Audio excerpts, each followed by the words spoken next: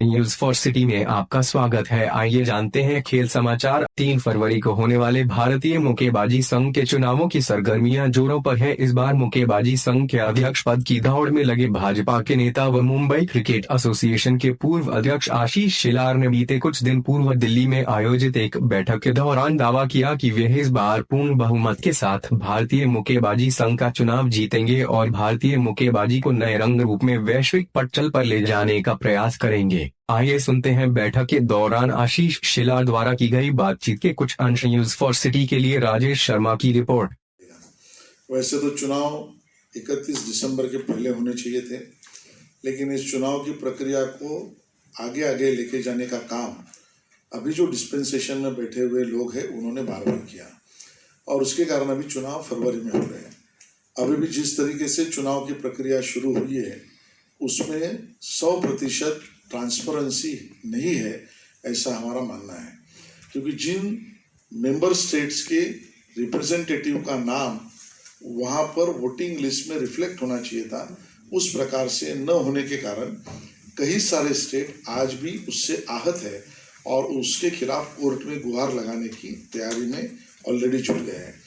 गए 4 सालों में जिन्होंने इस प्रकार से बॉक्सिंग फेडरेशन ऑफ इंडिया को आगे बढ़ाने का प्रयास किया वो उस काम में विफल हुए, ऐसा हमारा मानना है, क्योंकि जिस तरीके से ग्रासरूट लेवल पर एक इंफ्रास्ट्रक्चर, इकोसिस्टम और सहभागिता हमारे प्लेयर्स को और ऊंचाई पर लेके जाने के लिए करने की आवश्यकता थी, वो डिस्ट्रिक्ट एसोसिएशन हो या मेंबर स्टेट हमारे एसोसिएशन हो, उसमें कमजोरी पड़ी, इस प्रकार की बात हमने देखी है।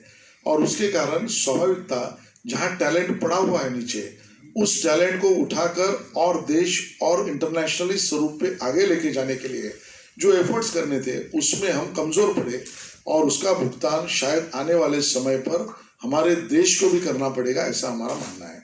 दूसरी बात, 2021 में अभी ओलंपिक सामने है, हम मानते भी हैं और पूरे देशवासी भी चाहते हैं कि बॉक्सिंग में हमको अच्छे मेडल्स मिले, जिस तरह हम बढ़ चुके हैं। तो हमारे समय पर अभी भी समय है हाथ में कि हम उन सब के लिए भी जो ओलंपिक में जाने वाले हैं उनको और भी कुछ अच्छे तरीके से मदद कर पाए और उस दिशा में भी काम करने की आवश्यकता है, वो हमारा स्वाभाविक इसका एजेंडा है।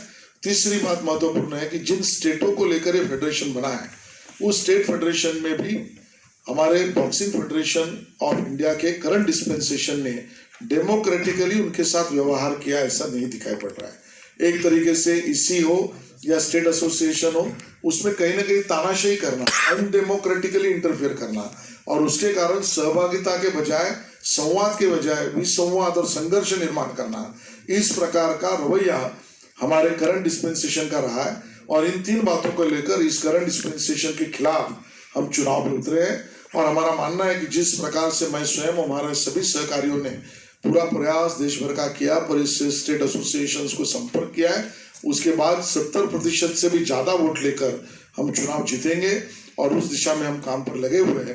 मुझे लगता है मेरी तरफ से जो मुझे कहना था वो इतना ही था। आपको और कुछ पूछना होगा तो मैं स्वयं जवाब देने के लिए तैयार हूँ।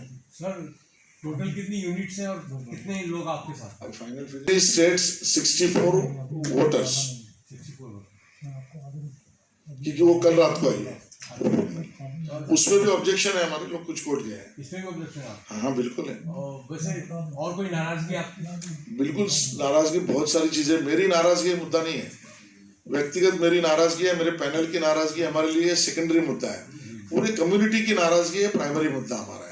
और उस कम्युनिटी में बॉक्सर्स हो, बॉक्सिंग कोचेस हो, फ्रेटर्निटी हो, टूर्नामेंट्स नहीं हो रहे हैं, हमारा बॉक्सिंग फेडरेशन ऑफ इंडिया का ऑफिस भी नहीं है, उनके स्वयं के खुद के ऑफिस में जाकर बैठना, ये कोई इंडिपेंडेंटनेस एडमिनिस्ट्रेशन का नहीं दिखाई पड़ता है। कम से कम रेंट पे तो ऑफिस लिया जा सकता था, वो भी 4 सालों में नहीं लिया है। हमारे सब जूनियर टूर्नामेंट्स नहीं हुए हैं जिससे प्लेयर्स एक तरीके से मौका पाते हैं। ये सब जो नहीं होना, इसके कारण जो नाराजगी है वो इस चुनाव में वॉइस करेंगे। आपका बॉक्सिंग के साथ पहले से कोई जुड़ाव है?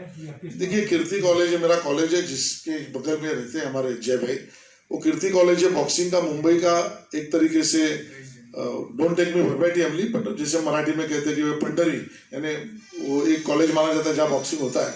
तो मैं स्वयं बॉक्सिंग में तब से जुड़ा हूँ जब कीर्ति कॉलेज में था ऑफकोर्स मेरा लगाव और भी स्पोर्ट्स में था, इसके कारण मैं क्रिकेट और फुटबॉल में ज़्यादा गया, लेकिन पहले से बॉक्सिंग में कॉलेज से जुड़ा हुआ हूँ।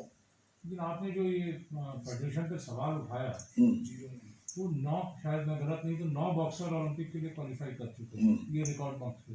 तो फिर कैसे ये माना जाए कि इस फेडरेशन ने अपना काम सही तरीके से नहीं किया? देखिए 9 ये कंप्लीट है किसने कहा? नहीं, आप मुझे बताइए। नहीं, मैं इसका ही जवाब दे रहा हूँ कि भाई जो आज कह रहे हैं कि 9 यानी पूरा, वो अच्छी बात है, लेकिन उससे भी अच्छी बात हो सकती है, और उससे अच्छी बात करने का प्रयास करना ही हमारा काम है। और डिटेल जय भी बताएंगे। देखिए, ये एक गलतफहमी है कि आज हमें जो 9 मिले हैं वो रिकॉर्ड है, नो डाउट्स, बट 2012 में भी हमारे 8 बॉक्सर्स क्वालिफाई हुए थे, और जहाँ पर Mary Kom gold medal bronze medal लेके आई। So we have been performing very well all throughout. ये जो डिंको सिंह का 98 में जो हमारा गोल्ड आया एशियन गेम्स में, उसके बाद बॉक्सिंग का स्तर हर बार ऊंचाई ऊपर ही जाता रहा, and government is also supporting us big way. SAI का जो हमें मदद मिलती है, इससे हमारा we are in priority sports. तो ये 9 नहीं, और भी जैसे शिला साहब ने कहा, हम तो चाहेंगे कि 13 के 13 क्वालिफाई हो जाए हमारे, और सिर्फ 13 क्वालिफाई होना ये कोई मापदंड नहीं है कि आप कहेंगे कि फेडरेशन बराबर चल रही है। एज अ फेडरेशन मेंबर हमारे accounts are not in place. Accounts के बारे में चौथा साल है जब अकाउंट्स ऑडिटेड नहीं हो रहे, डिले हो रही है, एनुअल जनरल मीटिंग में अकाउंट्स नहीं मिल रहे, और लोग मांगते हैं तो 6 महीने आगे जा जाता है। ऐसे कभी हुआ नहीं कि रेफरी जज कोई भी, आज अंपायर हो या रेफरी हो फुटबॉल का, कि उसको 6 महीना पेमेंट नहीं मिला। आज तक हमारा इंडिया ओपन का पैसा बॉक्सर्स को मिला नहीं है। मैं सेक्रेटरी जनरल हूँ, I have been fighting for this cause, और मैं एक रिप्रेजेंटेटिव हूँ जो कम्युनिटी ने मुझे चुन के दिया इस पोस्ट में।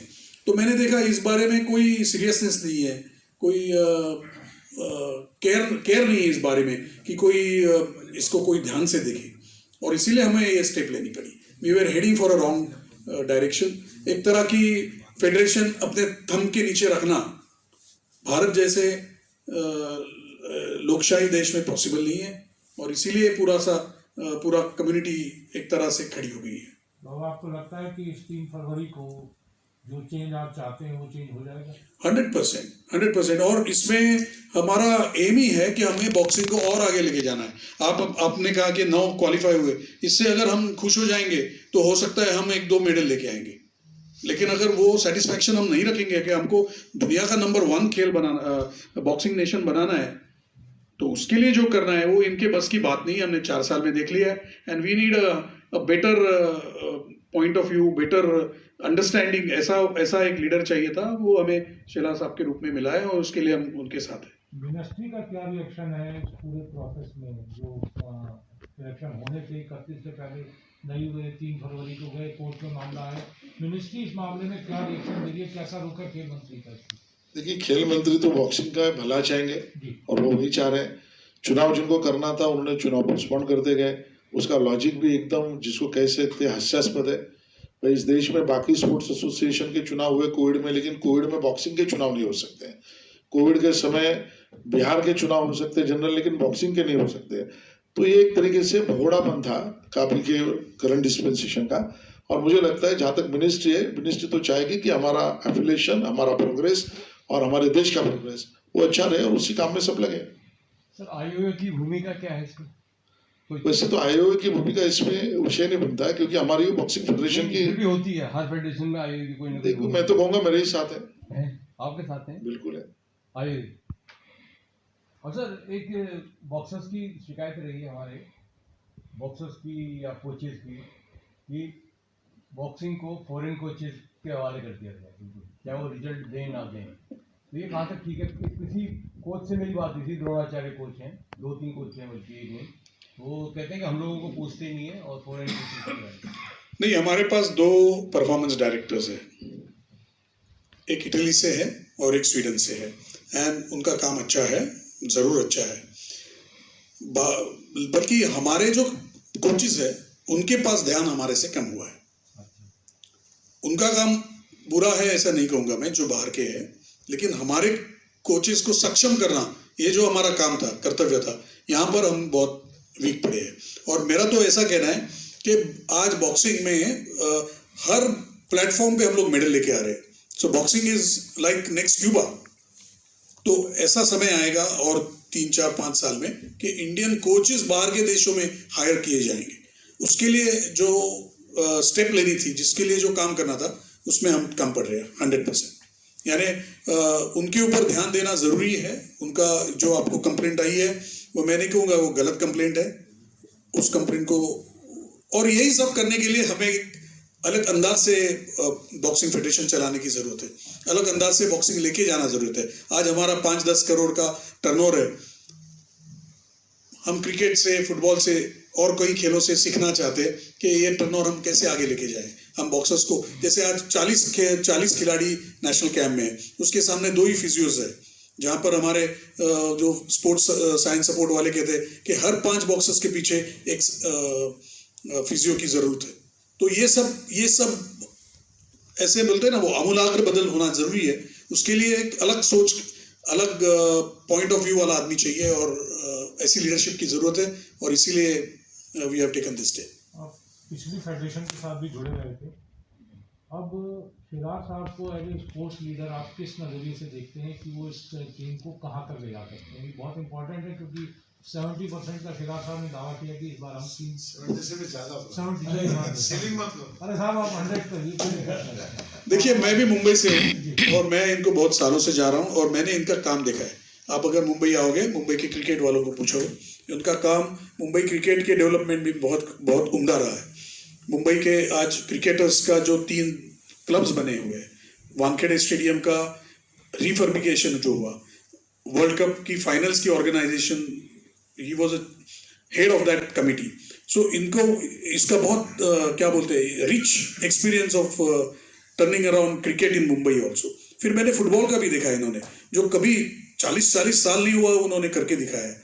ही has given 2 new brand new grounds to football, जो हमारे पास नहीं थे। और ये सब काम करते हुए मैंने देखा कि ग्रास रूट लेवल का आदमी, जो कि he is a politician. Generally हमें पॉलिटिशियन का प्रॉब्लम रहता है, पॉलिटिशियन बॉक्सिंग स्पोर्ट्स में नहीं आना चाहिए।